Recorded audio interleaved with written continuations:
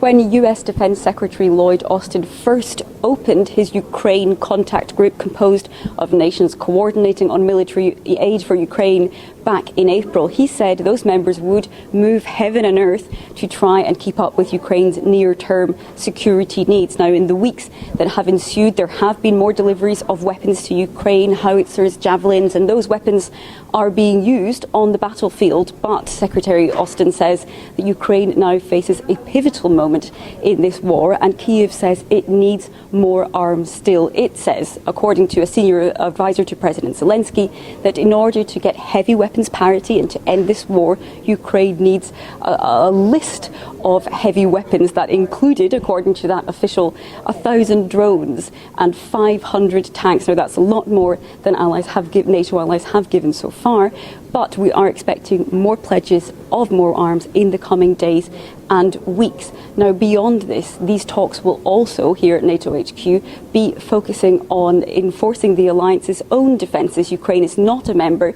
but members of the alliance, particularly in the Baltics and Eastern European countries, are feeling exposed and feeling extra security risks currently due to their proximity to either Russia, to Ukraine, or to Belarus, and would like to see reinforcements of troop deployments along that eastern flank. NATO allies will also be mulling the future of their alliance, and there's no bigger question really when it comes to that future as to whether these 30 NATO members will become 32.